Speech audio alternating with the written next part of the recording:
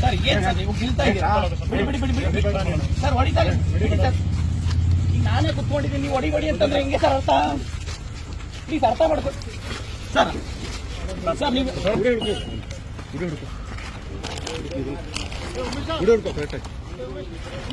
ಮಾಡಿದ್ರೆ ಅರ್ಥ ಆಗುತ್ತೆ.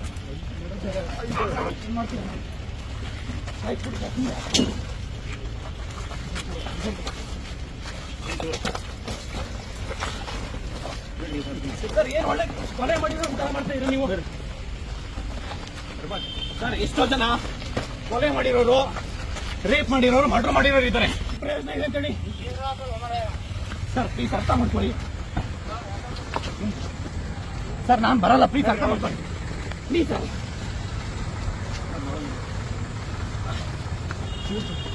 ಸರ್ ಎಷ್ಟೋ ನಾನು ಬರಲ್ಲ ಸರ್.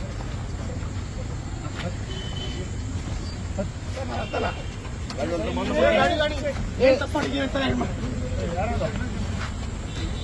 ಸರ್, ಏನ್ ಹೇಳಿ, ಏನ್ ತಪ್ಪು ಮಾಡಿದೀವಿ ಅಂತ ನೀವು ಮಾಡ್ತೀರಿ ಸರ್?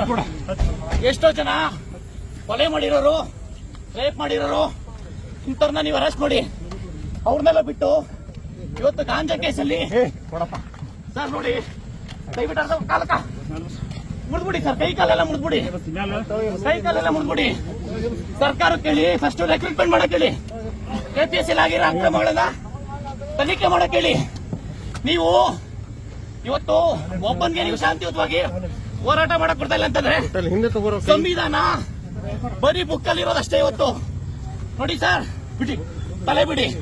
ನಿಮ್ಗೆ ಯಾವ ಅಧಿಕಾರ ಇದೆ ಅಂತ ನಾನು ಹೇಳ್ಕೊಂಡು ಹೋಗ್ತೀನಿ ನೋಡಿ. ನಿಮ್ಗೆ ಯಾವ ಅಧಿಕಾರ ಇದೆ ಅಂತ ನಾನು ಸುಪ್ರೀಂ ಕೋರ್ಟ್ ಹೋಗ್ತೀನಿ. ಹೋಗಿ ಅಲ್ಲ ಸರ್, ಅರ್ಥ ಮಾಡ್ಕೊಡ್ತೀನಿ. ಇವತ್ತು ಶಾಂತಿಯುತವಾಗಿ ಹೋರಾಟ ಮಾಡೋಣ, ನೀವು ಅತ್ಯಂತ ಕೆಲಸ ಮಾಡ್ತಾ ಇದ್ದೀರಾ. ಇವತ್ತು ನೀವು ಸುಮ್ನೆ ಇವತ್ತು ನಾವು ಲಕ್ಷಾಂತರ ಜನ ವಿದ್ಯಾರ್ಥಿಗಳು ಕರ್ದಿಲ್ಲ, ಒಬ್ಬರಿಗೆ ನೀವು ಬಿಡಿ, ತಲೆ ಬಿಡಿ. ನೀವು ಸಲಹೆ ಕುರಿಯೋದು ತಲೆಗೆ ಕೊಡ್ತೀರಾ? ಬಿಡಿ ಸರ್, ನೋಡಿ ಅರ್ಥ ಮಾಡ್ಕೊ. ಫಸ್ಟ್ ಸರ್ಕಾರ ಕೇಳಿರಿ ರೆಕ್ರೂಟ್ಮೆಂಟ್ ಮಾಡೋಕೆ. ನೀವು ಸರ್ಕಾರ ಕೇಳದ್ಬಿಟ್ಟು ಇವತ್ತು ಲಾಸ್ಟ್ ಟೈಮ್ ನೀವು ಆಡ್ಬೇಕಾರೆ ಸರ್ ಬಿಡಿ. ಆಯ್ತು, ಇಲ್ಲೇ ಹೊಡೆದ್ಬಿಡಿ. ಆಯ್ತು ಏನು ಸರ್, ಬಿಡಿ. ನೀವು ನಾವು ಶಾಂತಿಯಿಂದ ಹೋರಾಟ, ನೀವು ಕೆಲಸ ಮಾಡ್ತೀರಾ ಅಂದ್ರೆ ಇದು ನೋಡಿ ಸರ್. ಸರಿಯಾಗಿ ಕೂತ್ಕೊಳ್ಳಿ ಸರ್, ಕೂತ್ಕೊಳ್ಳ ಸರಿಯಾಗಿ ಕೂತ್ಕೊಳ್ಳಿ.